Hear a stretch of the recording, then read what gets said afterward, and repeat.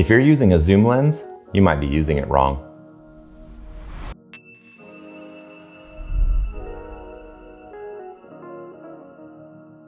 What's up everyone? My name is Jason Vincent and I am a wedding and documentary photographer based out of Northwest Arkansas.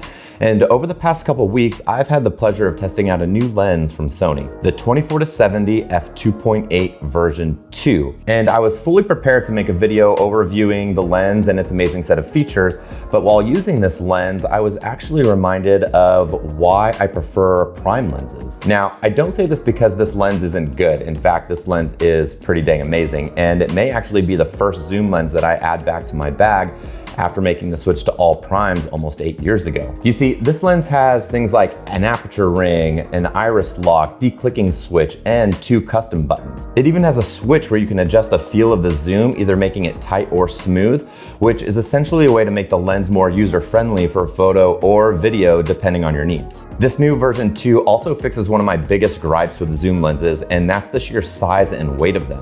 In fact, this lens is about as small and light as my Carl Zeiss 35 f1.4, and if you compare it to version 1, you can instantly see the difference. Which, if you think about it, is a pretty dang impressive feat of engineering. Not only have they taken this high-end G Master lens and made it all around a better lens using entirely new optical path, new floating focus mechanisms tied to 4D XD linear motors, and an even better handle on things like distortion and chromatic aberration, but they also managed to make it significantly smaller and lighter. In fact, it's the smallest and lightest 24-70 f2.8 lens on the market. But all this aside, the reason why you might be using your zoom lens the wrong way is because for the longest time, I was actually using them the wrong way myself. And while testing this lens out, even now 8 years into the future, I quickly found myself falling back into old habits. You see, when you're photographing something at say 24mm and you decide you want to fill the frame a bit more with your subject, what I did in the past and what a ton of photographers will do is simply zoom in a bit. And this makes sense, right? The subject is far and I want to get closer, so I zoom in.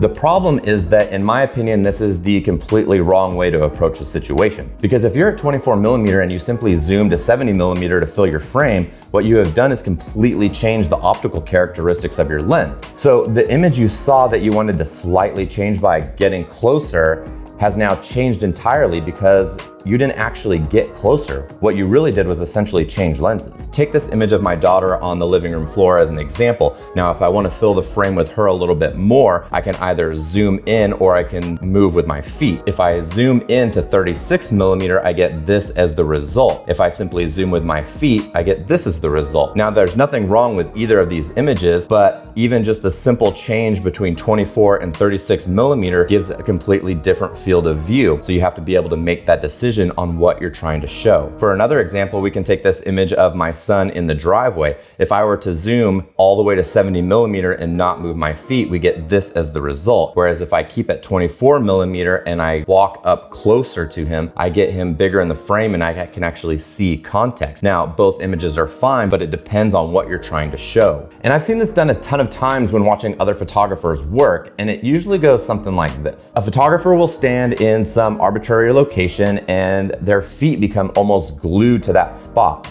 And then they just start zooming. They get their wide, medium, and tight images and never move a single inch. And what this might look like on a wedding day is the photographer will plant themselves on the back wall and simply zoom their way in and out of moments. The problem is that you shouldn't be using the zoom function of your lens to get closer to your subject or further away from your subject. Instead, what you should be doing is using the zoom function of your lens to pick your desired focal length. And you should be basing this decision on the optical qualities of that focal length and not on your location in relation to the subject. When I first started shooting weddings, I didn't understand this, and even when I moved to prime lenses, I honestly didn't really know. All I knew is that when I was stuck on a prime lens, I had to work harder to get the image I wanted, but as a result, I also got better images. After a while, I realized that it was because I was moving my feet. So instead of just zooming my way around the room, I was picking the lens for its storytelling characteristics and then getting my camera where it needed to be in order to tell that story. So if you shoot zoom lenses and you find that you don't really move your feet a ton, I think this little mental shift can actually make you a better photographer.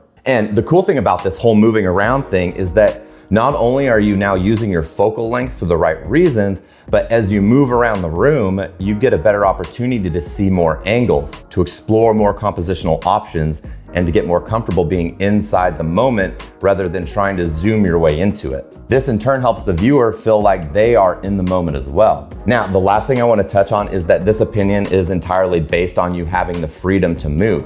If you're a wildlife photographer, you can't really get up and move around without scaring off your subject. Likewise, if you're on an African safari, you can't reasonably be expected to get out of the vehicle and get closer to your subject to fill the frame. And in the wedding world, if you're at a church ceremony where you can only shoot from the back pew, then yeah, totally rock that zoom function and get your couple some variety. But in general, you would be much better served in your craft if you can learn to use your zoom lens to simply choose your focal length, and then from there, use your feet to get closer or further from your subject as needed. But that's just me. What do you think? Let me know in the comments. And if you haven't already, hit that thumbs up and maybe share this with a friend that uses a zoom lens. And if you want to pick up the new Sony 24-70 f2.8 version 2, there'll be a link to that in the description as well. It really is a fantastic lens. Lastly, I'd love for you to click that Instagram link in the description and give me a follow over there, as well as subscribe to us here on Sharpen. So with that, I'll catch you on the next one.